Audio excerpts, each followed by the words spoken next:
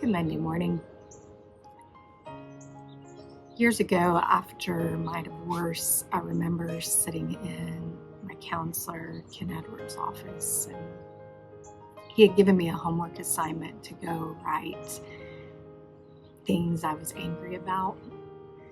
So when I got in his office, he asked me to start at the top of the list, and I read number 1, which was about the loss of having children.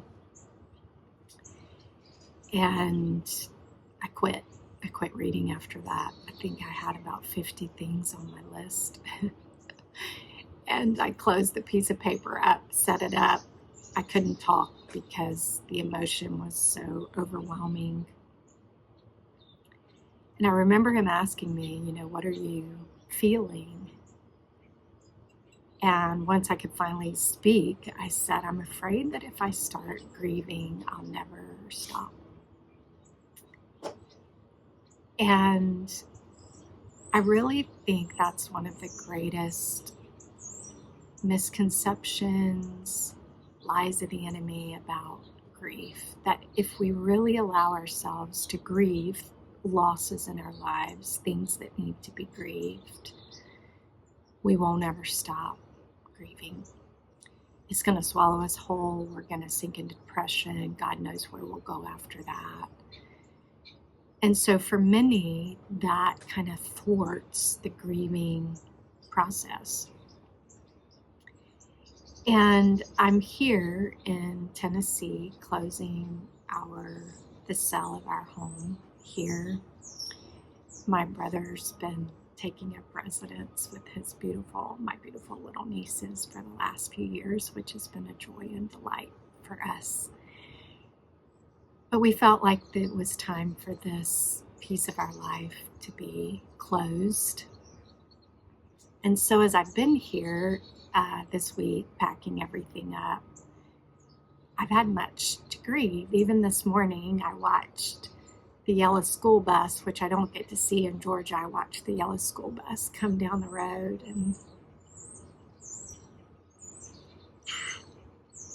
spent a lot of years watching that little bus, and it was always served as a reminder to pray for the kids at school across the world, land, nation, neighborhood, my nieces as they went off to school. And that's coming to a close. I'm packing up a home that my little Sophie died in. Gracie came home to.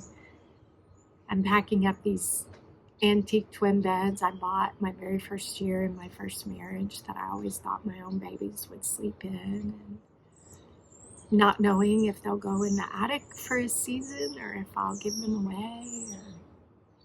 And so I've grieved. Dinner last night with my friends of 34 years and prayer partners and life mates, and just a lot to grieve. And what I have discovered in the grieving is a steep sense of gratitude. Like when I was looking at those little twin beds last night and thinking of that they never held my own children, I was able to have the gratitude that they held my 2 nieces over these last 3 years. And so God has a way of reframing grief. But what I do know about grief is we can try to avoid it, but it will eventually demand our attention. Grief will not be silenced forever. And so if we don't deal with the grief, it's going to come out one way or the other. So it may come out through anger. It may come out through sickness in our body. It may come out through broken relationships. But grief will eventually demand our attention. So why not reject the lie that it will swallow us whole and give our hearts permission to do the grieving process? And what that looks like is inviting Jesus into the grief, expressing whatever we need to express about it. I did that this morning. I had a very candid conversation with the Lord. And then I always ask him, like, how do you view this? Like, I'm not just closing, a beautiful friend gave me this picture the other day. She said, sometimes you don't just close chapter of books. Sometimes you close the entire book. And as a writer, that made sense to me, because this is a 34-year book. This is not a chapter. And as a writer, it's really hard to finally quit writing on a book. And it's really hard to close this book. But in just the individual grieving processes, the Lord has given me gratitude. And so I've asked him for that, and he's shown me ways to be grateful. So I don't know what you may need to grieve. A dream that hasn't been fulfilled, maybe a spouse that hasn't come, maybe you've always wanted to buy a home and you still haven't been able to. Maybe you